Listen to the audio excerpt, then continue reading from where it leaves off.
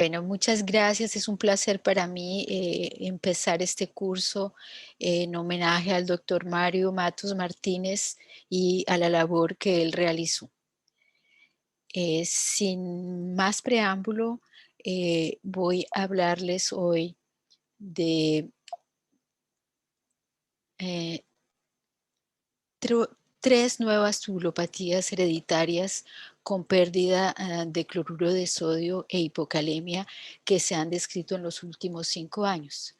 En esta gráfica ven las tubulopatías con estas características, que son las tubulopatías más frecuentes y que corresponden a anomalías de la rama gruesa ascendente de la asa de Henle y de la túbulo contorneado distal.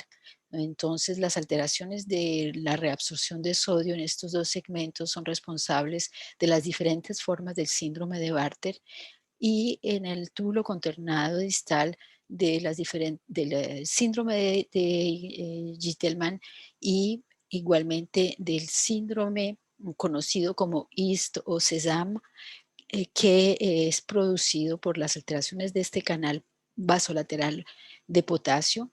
Este síndrome de ISTO-SESAM tiene las mismas características de un síndrome de Gitelman y a ellos se agregan una epilepsia, ataxia cerebral y sordera, ya que este canal está muy presente en el cerebro y en el oído interno. Y entonces las tres nuevas tubulopatías, las cuales voy a hablar hoy, dos corresponden a defectos de reabsorción de la rama gruesa ascendente del asa de Henle. La primera es el Bartter antenatal transitorio y la segunda es el síndrome de Elix. Y una tercera tubulopatía que es más reciente de descripción fue el artículo, o sea, los artículos describiéndola salieron publicados este año, que corresponde a una tubulopatía mixta en la cual hay alteraciones en el tubo proximal, en el tubo contorneado distal y probablemente también en el túbulo colector. Y es una tubulopatía en la que hay hipocalemia, alteraciones del equilibrio ácido-base, que pueden ser acidosis o alcalosis, y una sordera neurosensorial. Empezamos con el Bartter antenatal transitorio. Esta patología fue descrita en el 2016 por un equipo alemán y un equipo francés. Eh, y el estudio partió de la realización de un secuenciamiento del exoma en esta familia que ven aquí, en la cual había 3 individuos de sexo masculino que presentaban durante el embarazo un hidramnios muy severo. Y en esos pacientes se encontró una mutación STOP en el gene MAGET2 que se encuentra localizado en el cromosoma X. Después de la identificación de la mutación responsable en esta familia, los autores estudiaron también otras 6 familias que tenían un síndrome de Bartter antenatal transitorio y otras familias con hidramnios idiopático, y encontraron mutaciones en 12 familias más afectando el mismo gene, todas en niños de sexo masculino. En esta gráfica se puede ver la severidad del hidramnios. Está representado el índice de líquido amniótico con sus curvas de normalidad, y pueden ver que la mayoría de los índices en los pacientes que tenían mutaciones en este gene eran supremamente altas.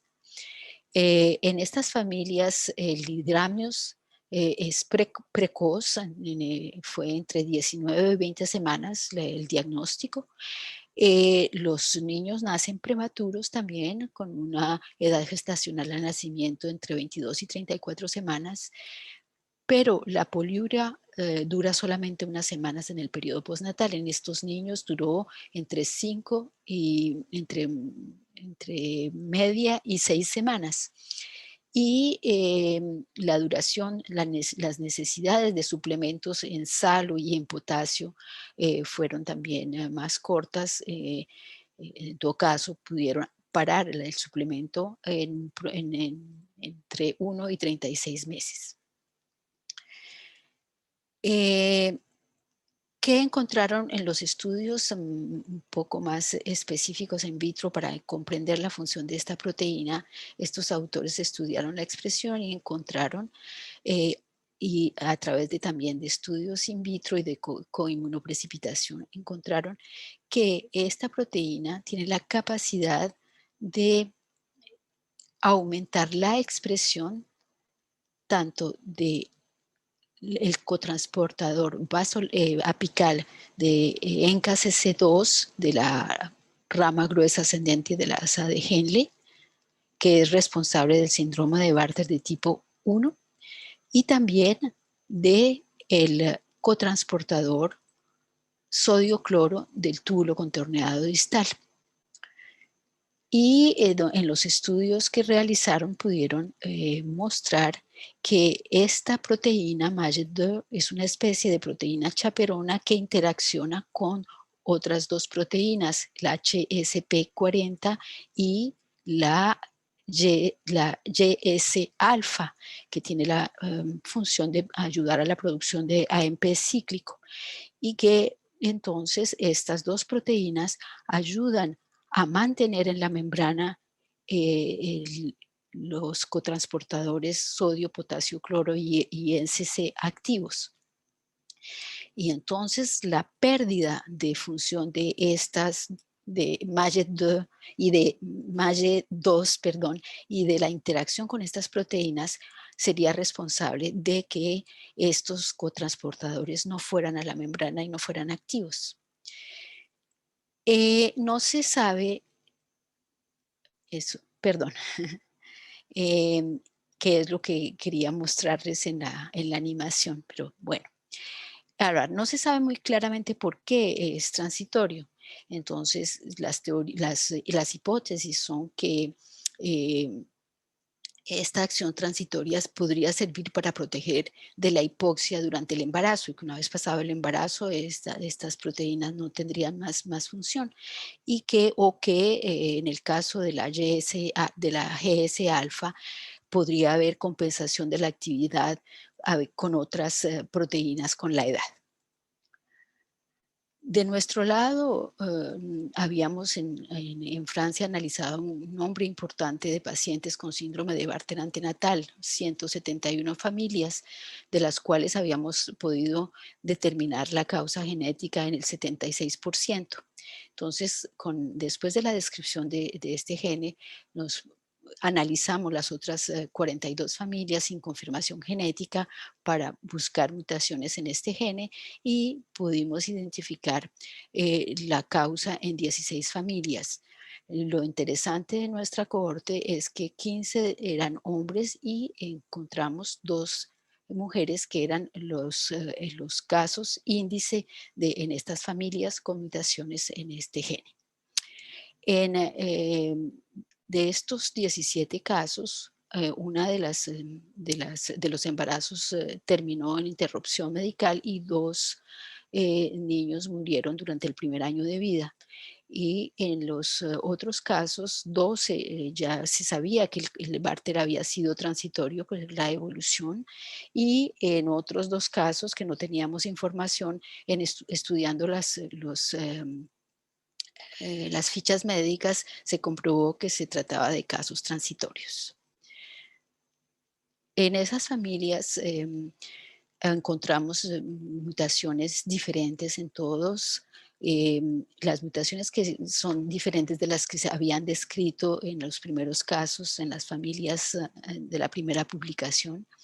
Entonces, esto indica que casi las mutaciones son privadas, cada familia tiene su propia mutación, están localizadas en todas las partes del gene, y la mayoría son mutaciones que introducen un codón stop prematuro o que cambian el cuadro de lectura también introduciendo codon stop prematuro, ¿no? Y además identificamos una deleción completa del gene. Eh, Tratando de entender por qué pueden haber niñas con manifestaciones, pudimos estudiar en dos familias, el estudio, el análisis de la inactivación del X que fue efectuada sobre DNA extraído de los leucocitos. Y en una de las familias pudimos mostrar que había una inactivación sesgada del X, es decir, que el X que está normal, que el X normal, el X no mutado en estas niñas estaba inactivado, entonces quedaba funcionando solamente el X con la mutación, lo cual explicaba la severidad de la enfermedad. Y en otra familia, en este caso, una mujer que no tenía manifestaciones, la inactivación era aleatoria. Eh, Sin embargo, estos estudios no reflejan lo que puede pasar en el riñón y probablemente hay que confirmarlos pero no hay indicación para tener una biopsia renal en estos casos, entonces es difícil de comprobarlo completamente. Em, para tratar de ver las diferencias con las otras formas de presentación, sobre todo en el periodo neonatal, nosotros comparamos la presentación clínica de estos pacientes con todos los otros tipos de Bartter antenatal. Y como pueden ver aquí, la aparición del hidramnios con Maget 2 es temprana también en nuestros casos, pero no es diferente de la presentación en los pacientes con Bartter tipo 1 y Bartter tipo 2. Entonces es difícil de diferenciarla, es diferente de la del Bartter de tipo 3 que tienen hidramnios, porque en estos casos el hidramnios aparece un poquito más tardíamente. El nombre de punciones de líquido amniótico, porque los hidramnios son tan severos que en el Bartter antenatal, para aliviar la presión que tienen estas mujeres con estos hidramnios tan grandes, se hacen punciones iterativas. Y una de las características es que el líquido amniótico se reproduce muy rápidamente, pero no hubo diferencia en el nombre de amniorreducciones. Aquí podemos ver las, las semanas de gestación al nacimiento.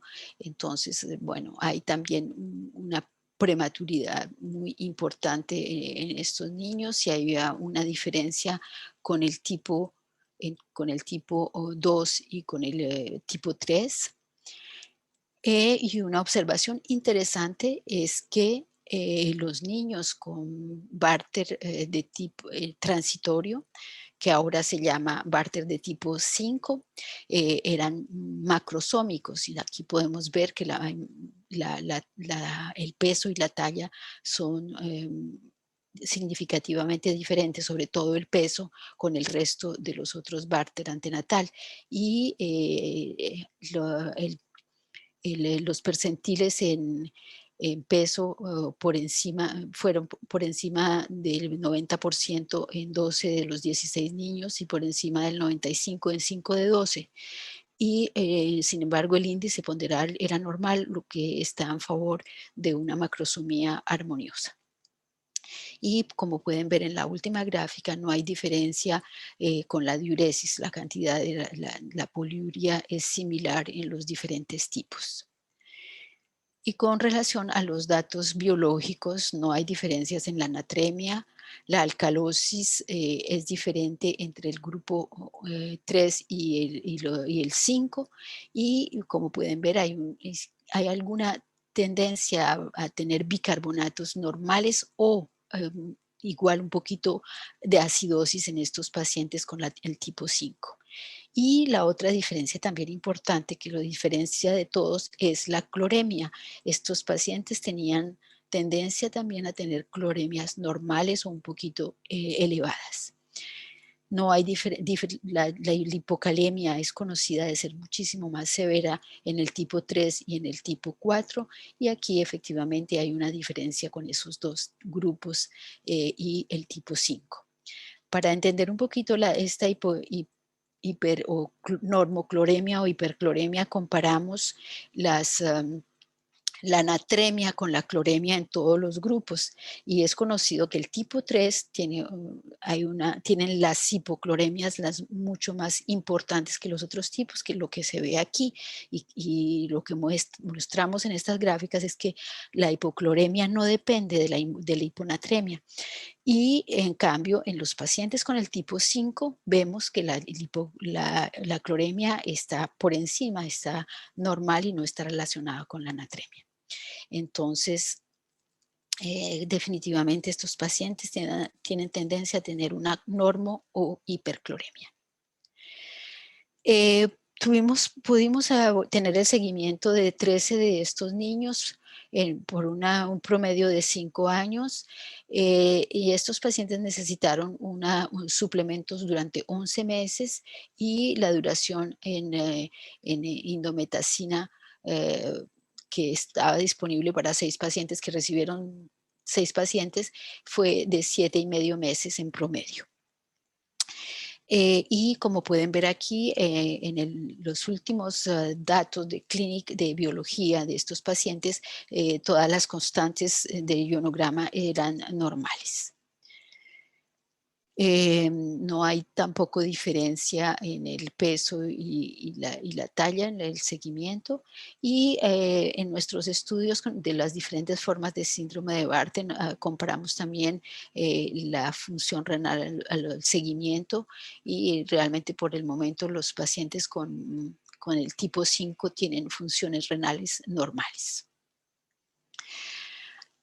Nosotros observamos también algo que no fue descrito en los primeros casos, y es que en estos niños puede haber manifestaciones, en todo caso en la cohorte que estudiamos, puede haber de manifestaciones extrarrenales.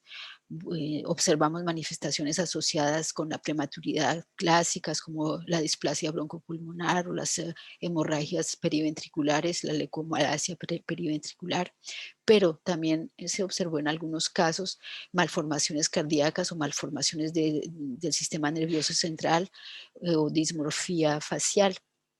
Y además de la primera publicación y de nuestra publicación, ha habido solamente 2 otros artículos que están citados aquí describiendo pacientes con mutaciones en este gene, y en uno de ellos, que es publicado en el Journal de obstetricia y ginecología, había igualmente una anomalía cardíaca con un arco aórtico derecho y arteria subclavia aberrante y estenosis pulmonar. Entonces, la conclusión sobre esta primera parte es que el síndrome de Bartter antenatal representa, en todo caso, en esta cohorte, 9% de casos de síndrome de Bartter antenatal. La forma transitoria son 9%, que hay un espectro muy amplio de mutaciones con mutaciones privadas, que puede haber presentación de pacientes de sexo femenino, como dan muchas enfermedades ligadas al X, que el cloro plasmático es normal o a veces elevado, que estos pacientes pueden tener una macrosomía armoniosa y que tienen manifestaciones extrarrenales. El hecho de que hayamos observado esta tendencia a la acidosis y a la normo o hipercloremia puede hacer pensar que el gene MAGED2 puede tener funciones en otras partes del nefrón o también en otros segmentos del nefrón, y esto es algo, este gene es ubicuitario. Es una proteína nuclear que se expresa en condiciones de estrés, entonces es probable que esta proteína juegue otro papel en otros segmentos del riñón. Y finalmente, teniendo en cuenta, sobre todo en periodo neonatal, que en algunos casos es difícil de diferenciar teniendo en cuenta las características clínicas, nosotros recomendamos que este gen sea incluido en el análisis genético de todo paciente con síndrome de Bartter antenatal. La segunda tubulopatía de la que quiero comentarles hoy es el síndrome de Elix. Esta enfermedad fue descrita por tres grupos diferentes, tres grupos europeos en el año 2017 y implica mutaciones en el gene de una de las clodinas, que son proteínas de membrana también, pero que hacen parte de las uniones estrechas entre dos células. Y en esta gráfica resumí todas las familias descritas. Las tres primeras columnas corresponden a los artículos publicados en el 2017 y las dos últimas a un artículo publicado en el 2019 y la última en el 21. Y este cuadro resume todas las características de estos pacientes. La primera cosa es decirles que es una enfermedad autosómica recesiva y que la proporción de hombres y mujeres es más o menos la misma. Como es una enfermedad a transmisión recesiva, los pacientes son o heterocigotos compuestos o homocigotos. Y ven aquí en rojo las características de la enfermedad que permitió darle el nombre ELIX. La H es por hipohidrosis, entonces esos pacientes tienen una anomalías de la piel, con una piel muy seca, y como pueden ver está presente en todos los pacientes. La E es por anomalías electrolíticas de los electrolitos y la característica principal es una hipermagnesemia. Algunos pacientes, en la mayoría también de pacientes, hay una hipocalemia, una tendencia a la hipercalcemia en algunos, y en algunos pacientes también hay una tendencia a la alcalosis. Pero esas características, en particular la hipercalcemia y la alcalosis, no son constantes. En algunos pacientes en los que se evaluó la renina y la aldosterona se encontró un hiperrenismo. La calciuria en esos pacientes es baja, y las otras características corresponden la L a una disfunción de la secreción de lágrimas, la I a una ictiosis, otra anomalía en la piel, y la xerostomía, la X por xerostomía, que es la sequedad bucal. Otra cosa importante de anotarse, que algunos de estos pacientes han evolucionado hacia la insuficiencia renal o la enfermedad renal crónica. Entonces, esta enfermedad es una tubulopatía con pérdida de sal, hipermagnesemia y alteración de las glándulas exocrinas, incluyendo la piel, las glándulas salivales, las glándulas lacrimales. Aquí pueden ver en esta tabla la evaluación de uno de los pacientes que fue visto en nuestro hospital. Este paciente fue evaluado por hipocalemia a los 46 años, tenía una tensión arterial normal, pero como pueden ver tenía una hipocalemia con una alcalosis y una magnesemia normal, pero una renina activada.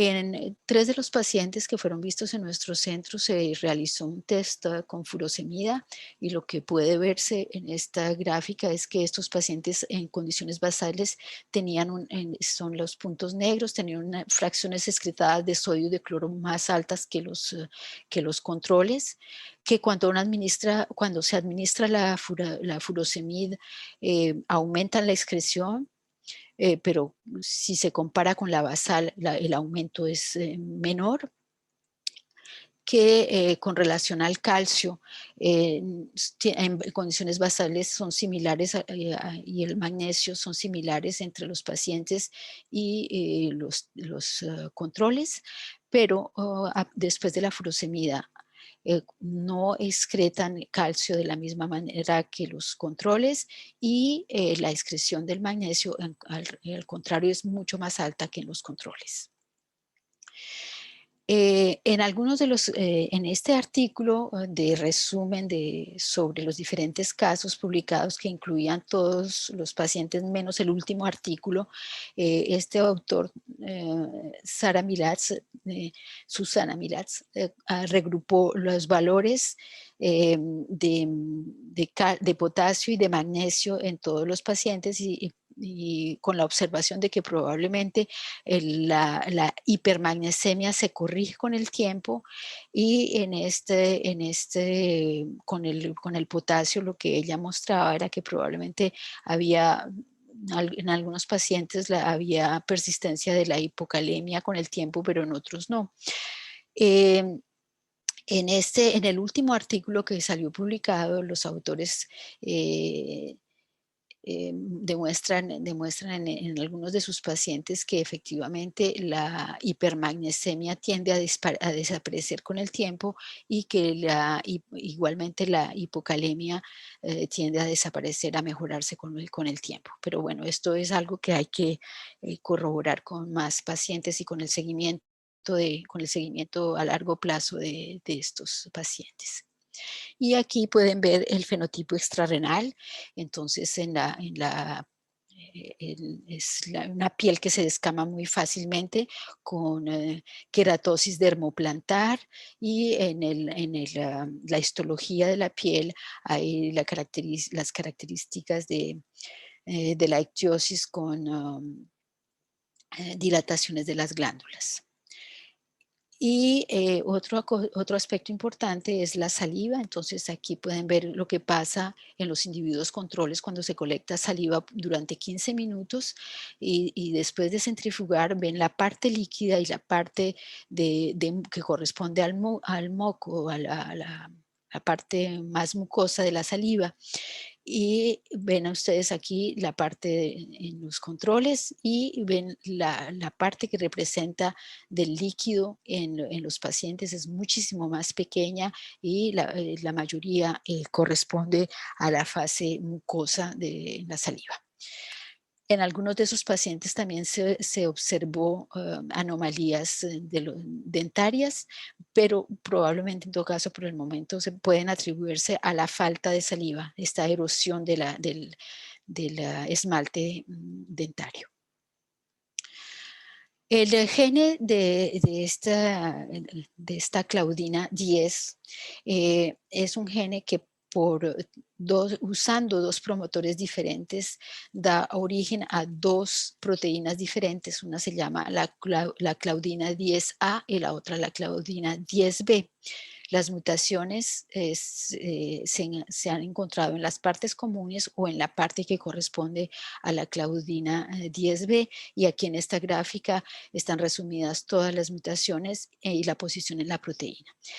Las claudinas son estas pequeñas proteínas transmembranarias y tienen un bucle extracelular que está aquí, que es el bucle que determina la selectividad de los iones. Esta parte está en el espacio paracelular y es lo que va a determinar la selectividad del espacio paracelular. Y esta parte de aquí ayuda a la interacción con otras proteínas. Y este dominio aquí que se llama PDZ es el que permite a la proteína ir a la membrana, que permite la orientación. Entonces, como pueden ver, la mayoría de las mutaciones están en este espacio que define, en este bucle que define la selectividad iónica, o hay también aquí al comienzo de la proteína, en el sector de la interacción y aquí al final de la proteína. Las dos proteínas, claudina 10A y 10B, tienen una expresión diferente y solamente la claudina 10B está fuertemente expresada en las glándulas salivares, en la piel y en el riñón. En el riñón, la 10A que está expresada solamente en el túbulo proximal, y la 10B en la rama gruesa ascendente del asa de Henle en sus partes cortical y medular.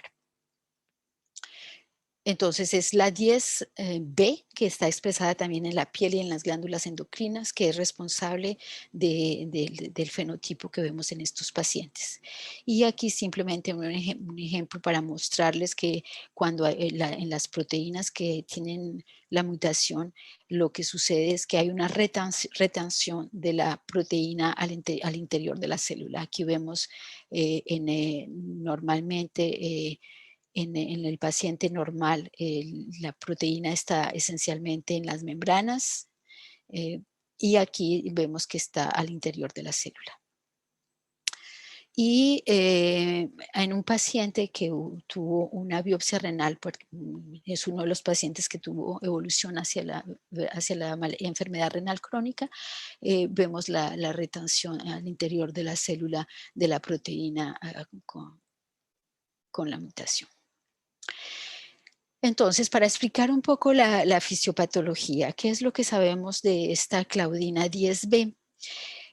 Aquí están representadas la parte interior de la médula externa y la parte externa de la médula externa y de la corteza. Entonces, dos células de esos segmentos, y el sentido del flujo es este.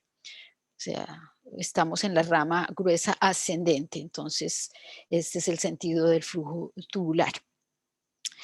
Y lo que se sabe es que la Claudina 10B es predominante en la raya interior de la médula externa. En cambio, en la corteza y en la raya externa la expresión de las claudinas es en mosaico. Hay unas células que tienen estas claudinas 16, 19, 14, 3 y otras células diferentes que tienen la 10B. En todo caso, la 10B no está asociada en las células con las otras claudinas. Entonces, las características de esta claudina, ella funciona como un catión, como un canal catiónico, y su permeabilidad entonces es hacia el sodio, muchísimo más importante para el sodio que para otros componentes. Entonces, como está expresada principalmente en la raya interior, ella es responsable de una buena parte, y se estima que es de reabsorción de sodio alrededor del 50%. 50% del sodio se reabsorbe en transcelular por el cotransportor sodio potasio 2 cloros asociado al canal potásico, y del lado basolateral a la sodio potasio ATPasa y el canal cloro, y el otro 50% va a reabsorberse por la Claudina 10B. Cuando llega a la parte de la raya, de la corteza o de la raya externa de la médula externa, hay menos concentración de sodio. Entonces la Claudina 10B puede dejar pasar el sodio en el otro sentido, y en este lugar lo que sucede es principalmente la reabsorción de los cationes magnesio y calcio, gracias a esta diferencia de potencial que se ha generado por la reabsorción de sodio en esta parte de la médula externa. Entonces, la pérdida de la Claudina 10B, y eso se ha confirmado en los modelos en el knockout del ratón, es que cuando la Claudina 10B se pierde aquí, estas células se ponen a expresar la 16 y la 19. En lugar de la 10 tenemos la 16 y la 19, lo cual explica que se reabsorba más magnesio y se reabsorba más calcio, y las características que tienen estos pacientes con hipermagnesemia e hipocalciuria.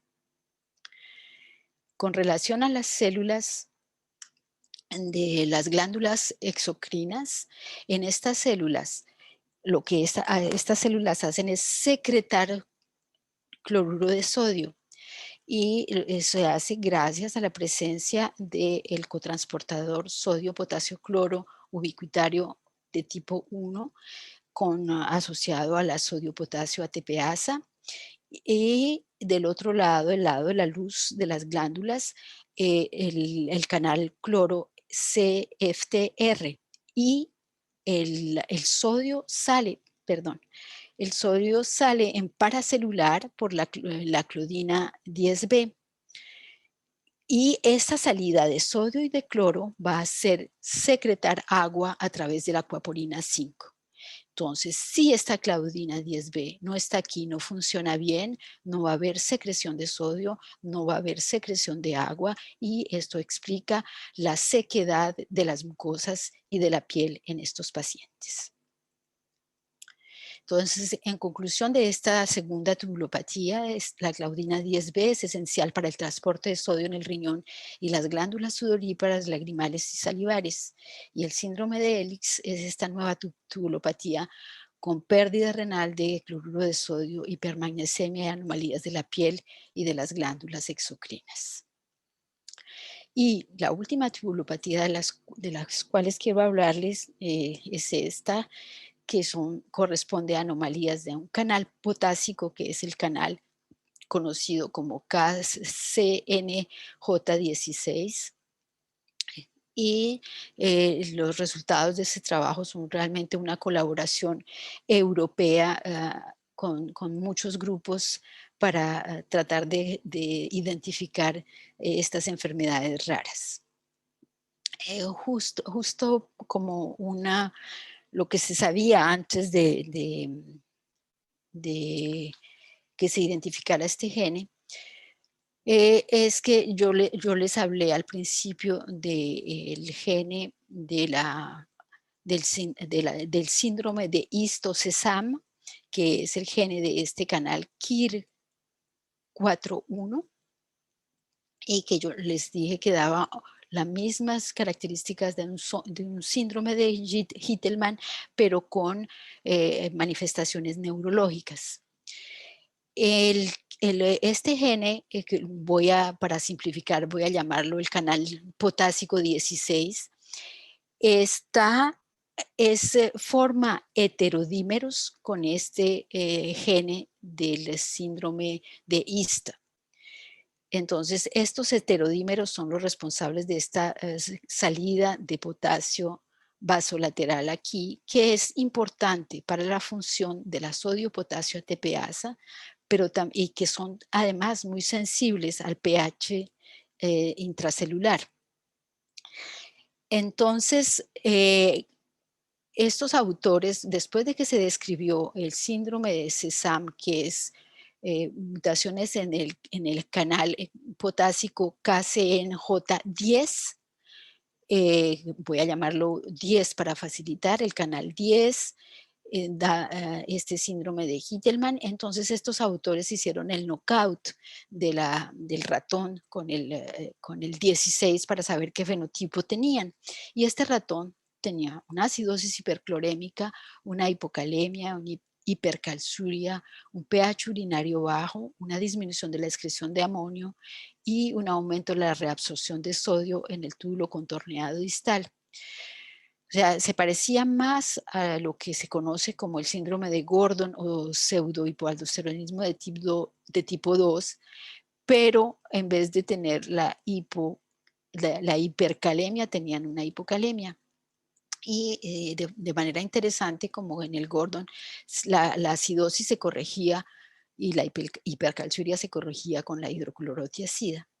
Entonces, estos autores mostraron que este canal, eh, el canal KIR41, o sea, el 10, puede funcionar solo como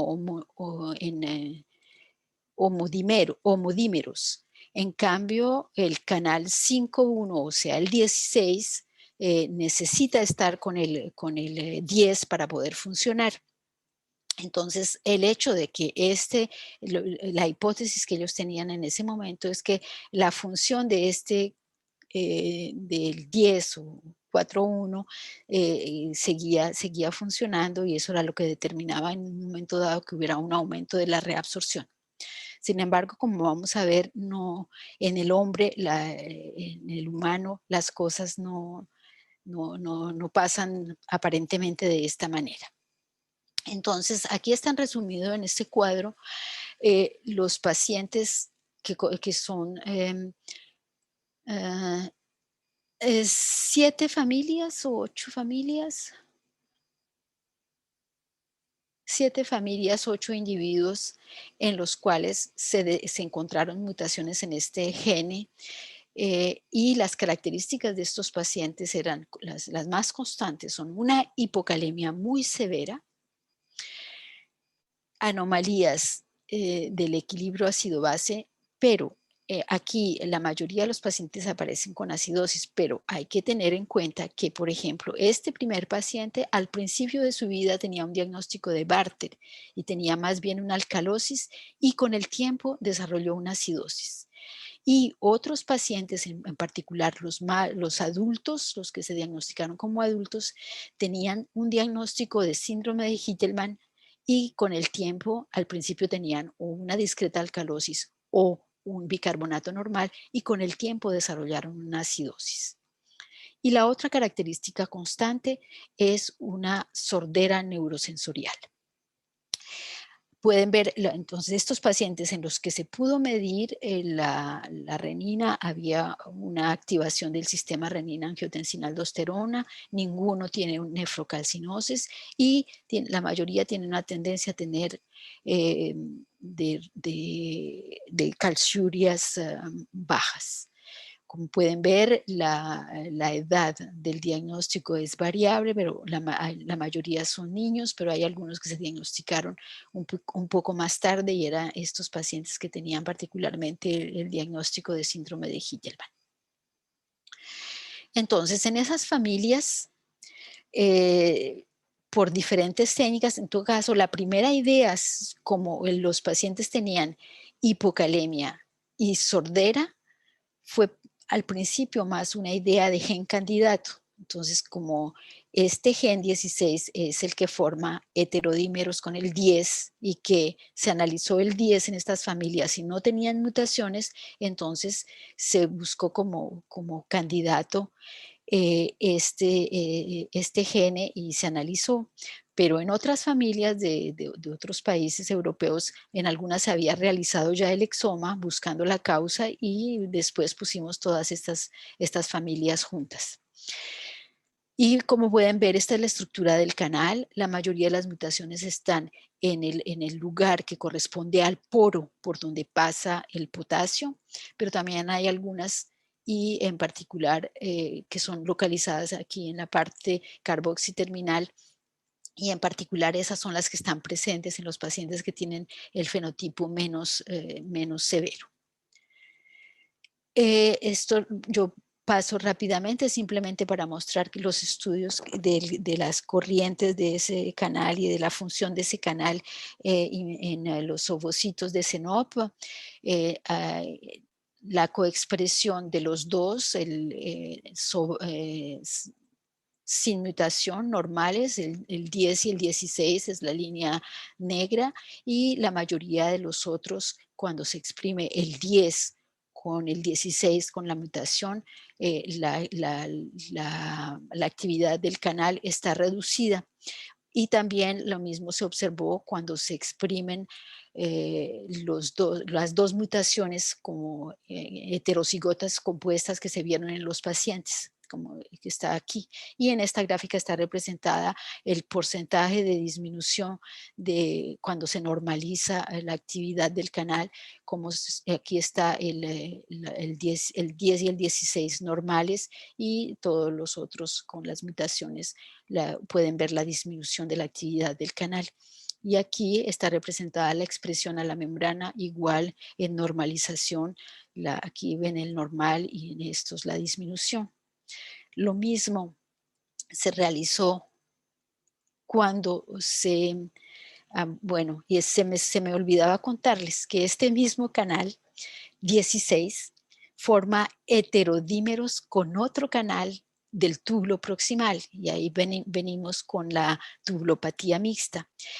En el túbulo proximal también existen canales vasolaterales y uno de esos canales vasolaterales es el 15 en heterodímero con el 16. Y entonces también aquí, exactamente como en el precedente se estudiaron el 15 con el 16 normal, está aquí, y cuando está el 15 con el 16 con la mutación, hay una disminución que pueden ver aquí.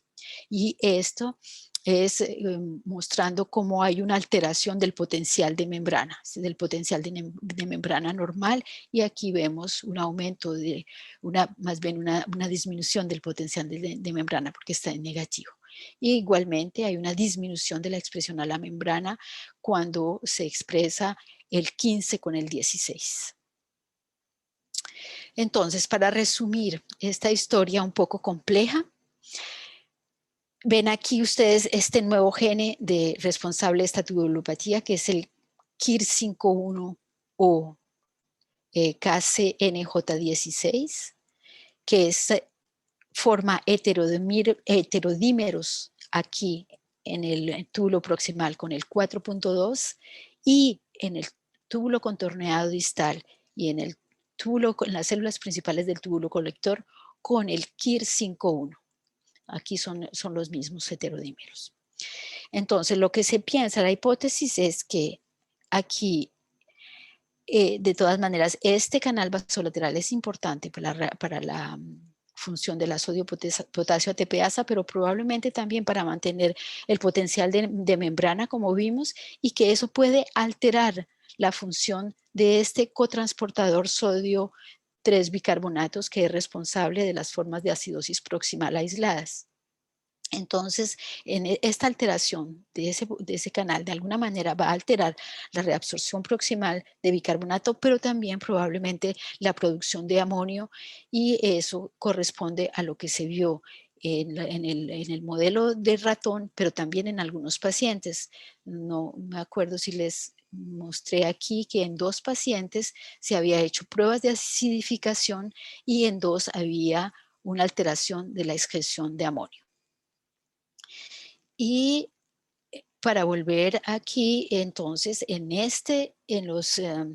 las células del túbulo contorneado distal y de las células principales del colector, esta función vasolateral es importante para la función de la sodio-potasio ATPasa en los dos, y aquí puede suceder lo mismo. La alteración de eso puede suceder, la pérdida de sal, como se ve en el síndrome de East-OSESAM, y en Alia hay unos autores que hicieron el knockout preferencial de esta proteína KIR41 en las células principales, y mostraron que había solamente en algunas condiciones, sobre todo cuando se daba un régimen pobre en potasio o había una falta de adaptación en la secreción de potasio aquí. Entonces, probablemente los 2 segmentos pueden contribuir a la hipocalemia que se observa en estos pacientes, que es bastante severa. Y para terminar, en muy poco tiempo después de la publicación de este artículo, el grupo de Lisa Sadlin en Nueva York publicó también un paciente con mutaciones bialélicas, entonces en los dos alelos del mismo gene, y igual es una niña de 21 meses con una acidosis importante, con una hipocalemia y una hipercloremia, y los identificaron una mutación en el stop, en la parte N-terminal del mismo canal, corroborando entonces el hecho de que este gene es responsable de esta nueva tubulopatía. Entonces, en conclusión, esta última tubulopatía es mixta, afecta el reciclaje vasolateral de potasio en el túbulo proximal, el túbulo contorneado distal y el canal colector. Y las características centrales son la hipocalemia severa, la pérdida renal de cloruro de sodio con activación del sistema renina-angiotensina-aldosterona y una alcalosis que puede evolucionar a una acidosis o una acidosis.